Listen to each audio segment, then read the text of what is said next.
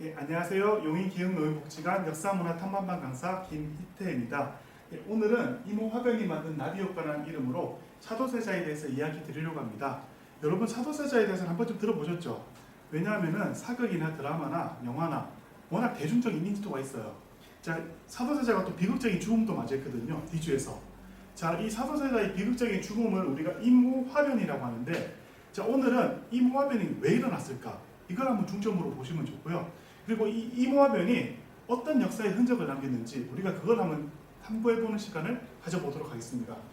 자, 오늘 제가 첫 번에 올린 사진이 있는데, 자, 이 사진은 융릉이라고 합니다. 화성에 있는 융릉인데, 자, 여기는 사도세자하고 한중록의 저자 해경구 홍씨가 잠들어 있는 곳입니다. 그리고 옆에 건능이 있는데 거기에는 정조가 잠들어 있죠.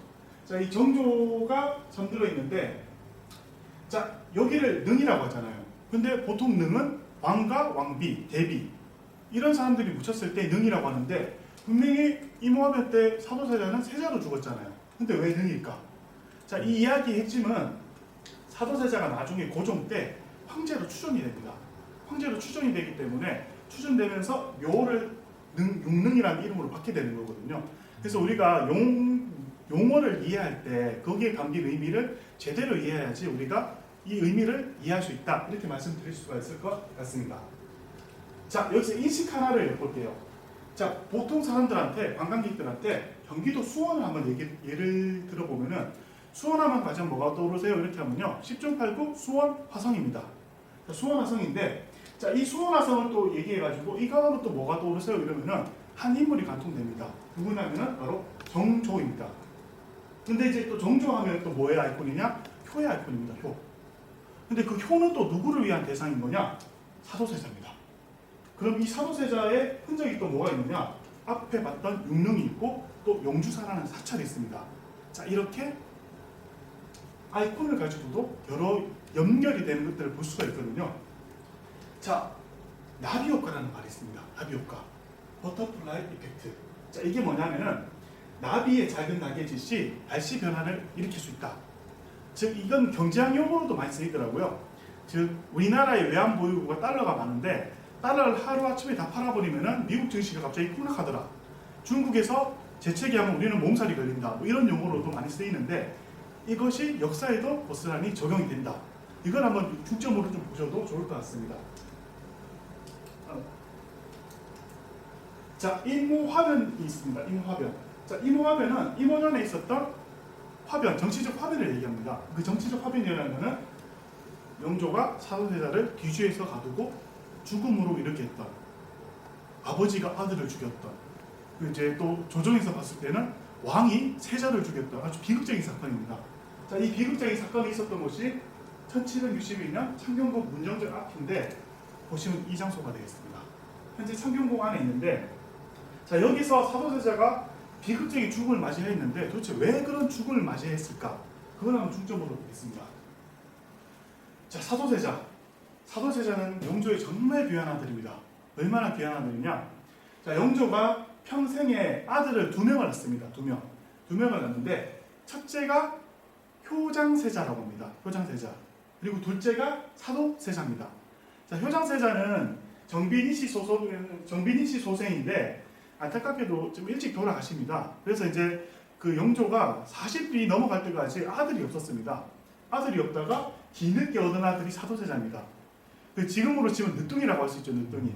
근데 지금이야 우리가 평균 수명이 굉장히 높지만은 그 당시만 해도 평균 수명이 높은 시절이 아니거든요. 그래서 40이면은, 그 왕이 40이면은 거의 내일 당장 죽어도 이상하지 않을 그런 시기라고 할 수 있습니다. 자, 그런 시기에 사도세자를 얻었어요. 그럼 얼마나 영조가 이뻐했을까요? 그 너무 인지상정 아닐까요? 그런데 어째서 부자간의 관계가 그렇게 틀어졌을까? 이게 또 핵심이 될 수 있을 것 같습니다. 자, 이걸 이해하기 위해서는 아버지의 마음하고 사도세자의 마음을 우리가 동시에 이해해야 돼요.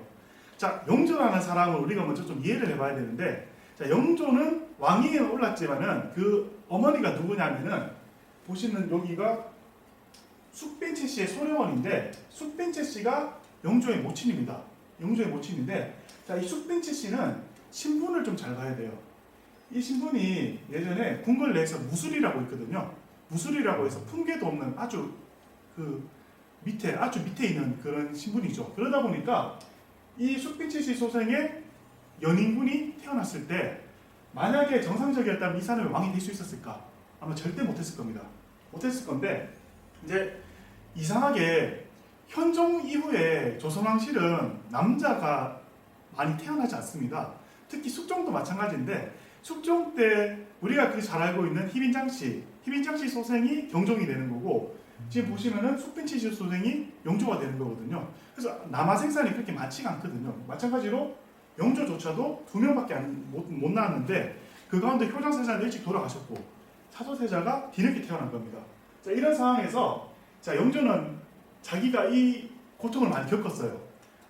내가 정통성이 별로 없는 관계로 이제 얼마나 이렇게 힘들게 이렇게 왔어야 했느냐. 근데 나는 내 자식은 그러지 않았으면 좋겠다. 이런 아마 마음을 가졌던 것 같아요. 마음을 가졌는데 그래서 이제 그 사도세자가 태어나니까 얼마나 기뻐했는지 이분이 이제 영조가 이듬해인가요? 세자로 책봉해버려요. 세자로. 그 어린 나이에 세자로 책봉해요. 그리고 또 손수 책을 하나 만들어줘요. 책을 만들어가지고 교육할 수 있도록 해주고 얼마나 기대가 컸는지 알 수 있을 것 같아요. 근데 우리가 오늘날도 마찬가지라면 기대가 크면은 실망도 큰 법이죠. 그래서 이제 사도세자하고 이제 영조하고 갈등 관계는 결과적으로 영조가 너무 지나친 큰 기대를 했던 것에서 좀 기인한다. 이렇게도 말씀드릴 수 있을 것 같습니다. 영조의 오십니다. 영조는 정말 오래 살았습니다. 조선왕가인데 아마 가장 오래 산 임금이 영조가 아닐까 싶은데 제위기간도 가장 길죠. 긴데 여담이지만은 세종대왕은 고기를 좋아했다고 하잖아요. 근데 영조는 굉장한 소식을 많이 즐겼다 하더라고요. 반찬도 창거리도 별로 없고. 그러니까 아마 오래 살 수 있었던 배경이 이런 것들도 기인하지 않을까 싶은데 이 영조라는 분의 어진인데 이 어진은 현재 진본을 모사한 거죠. 이거는 모사한 건데 보시면은 부자 간의 갈등이 이제 극대화가 됩니다. 어떻게 극대화되느냐? 이제 기대를 많이 했던 만큼 실망하게 돼요. 근데 사도세자 입장에서는 나는 이거 안 하고 싶은데 나는 다른 걸 하고 싶은데 계속 강요를 하는 거죠. 강압하고. 그러면은 사도세자의 마음에서 어떤 마음이 싹 드느냐? 아마 반항의 기질이 조금씩 싹 트기 시작하지 않을까 하는 그런 생각도 해보게 됩니다. 이거는 이제 오늘도 마찬가지로 오늘날에도 아버지하고 어머니가 너 이거에 저거에 한다고 해서 딸이 그대로 안 하잖아요. 그래서 그런 거랑 똑같다고 보시면 될 것 같습니다. 그래서 이런 갈등이 계속 기울되는데 그 가운데 가장 또 대표적인 거는 하나님 보면 공부예요. 공부. 당시에 유교 사회이기 때문에 조선에서는 공부를 굉장히 중요한 가치를 보는 거죠. 그래서 굉장히 중요한 가치를 보는데 이제 이 영조는 따라와 주기를 바라는데 그걸 못 따라가 준다. 사도세자 입장에서도 못하는 건 아닌데 근데 이렇게 계속 강요하고 강압하고 그리고 나중에 핀잔을 주고 이렇게 하니까 사도세자가 점점 위축이 되어가는 거죠. 위축이 되어가는 거고 나중에 되면 정말 종조한테 좋은 소리를 못 들어요. 어떤 일이 있었냐면은 이제 종조의 누이 중에 화여공주라는 분이 있는데 그 화여공주하고 만나가지고 이야기하는 장면이 나와요. 근데 우리는 아버지한테 귀시시물이다. 귀시시. 그러니까 이 말이 뭐냐면은 영화 사도에도 나왔는데 영화 사도에서도 영조가 좀 이상한 기분 좋지 않은 일이 있다 그러면은 사도세자 불러가지고 뭐 이야기한 다음에 뒤를 찍고 불을 버리고 이런 장면이 나오는데 한마디로 그런 대접을 받았다 이렇게도 볼 수 있고 그리고 또 워낙 안 좋은 소리를 계속 하다 보니까 나중에 사도세자가 나는 죽겠다고 우물에 뛰어들고 그리고 정신 이상까지 생겨버리는 이런 비극적인 일들이 발생하게 됩니다. 그래서 나중에 후기로 갈수록 특히 제어해 줄 수 있는 사람들이 있어요. 왕실의 어른들이 있으면 어느 정도 제어해 줄 수 있는데 왕실의 어른이라고 할 수 있는 대비라든가 그리고 왕대비라든가 이제 이런 분들이 계속 다 돌아가시고 난 다음에는 사도세자를 제어해 줄 수 있는 사람이 없는 거예요. 왜냐하면 밑에 사람이 세자를 어떻게 제어합니까? 그나마 왕실의 어른들이나 제어할 수 있는 건데 그런 사람들까지 다 이제 돌아가시고 나니까 사도세자는 이제 그때부터는 폭주하기 시작합니다. 이 폭주라는 게 오늘날 기준으로 치면요, 살인도 하고 비행도 가고 정말 오늘날의 법에 있다 그러면은 아마 좀 좋은 소리 못 들을 정도로 그런 좀 그런 장면들이 많이 나오긴 하는데 어쨌든 이런 식으로 삐뚤어져가는 이제 사도세자 그리고 영조는 영조대로 사도세자를 못마땅히 하고 있는 그런 상황이 계속되고 있는 겁니다. 팽팽하게. 자 그런데 만약에 영조가 사도세자를 죽인다고 한번 생각해 보세요. 죽인다고 생각하면 어떤 효과가 벌어지느냐? 자 사도세자는 왕 잃을 사람입니다. 즉 영조의 유일한 아들이거든요. 근데 그런 아들이 없으면 다음 왕이 누구 있겠어요? 지금 직계가 없거든요. 직계가. 그런데 나중에 정조가 그 사도세자의 아들이 태어나는데 그게 정조입니다. 정조.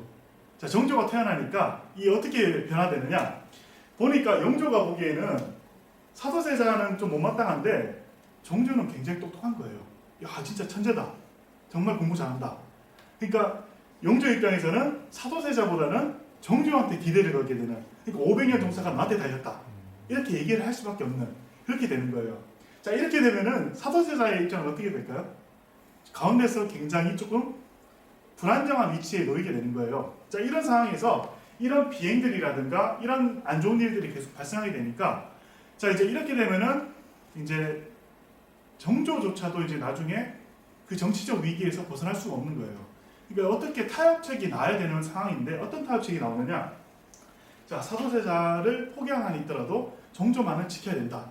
이런 흐름들이 조금씩 나타나기 시작합니다. 자 사도세자가 죽어야 했던 이유는 바로 정조가 있기 때문이에요. 정조라는 대안이 없었으면요 사도세자가 죽음으로 갈 이유는 절대 없습니다. 그렇게 할 수도 없는 거, 해서는 안 되고. 근데 만약에 이런 게 있어요. 사도세자가 살아있는 상태에서 정조가 왕이 오른다. 이 가능할까요? 아마 불가능할 겁니다. 그러니까 이제 어떻게든 사도세자는 왕실을 위해서는 죽어야 된다. 그러니까 이제 그 사도 영화에서도 말미에 보면은 네가 죽어야지 500년 동사가 이어간다. 뭐 이런 장면이 이런 말하는 장면이 나오는데 그런 장면이 바로 이런 걸 상징하는 거라고 할 수 있습니다. 자 그래서 이때쯤 되면 이제 선택을 강요당하게 됩니다. 자 해경궁 홍씨도 마찬가지고요. 이제 그리고 사도세자의 어머니. 사도세자의 어머니가 이제 영빈이 씨인데 그때는 선희궁이라고 불리는데 자 이 사도세자의 어머니가 울면서 영조한테 가서 구합니다.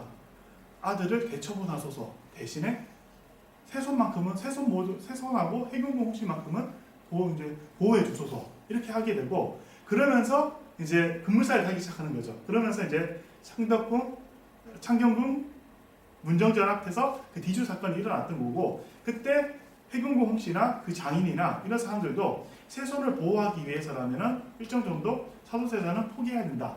이 뉘앙스가 있었다고 볼 수 있습니다. 그래서 어떻게 보면은 이 화면의 비극이라는 것이 그런 정치적인 격변 그리고 아버지와 부자 간의 갈등, 아버지와 아들의 부자 간의 갈등이 맞물리면서 생겼던 그런 아주 비극적인 사건이다. 이렇게 말씀드릴 수가 있겠습니다. 네, 3편은 여기서 마치겠습니다.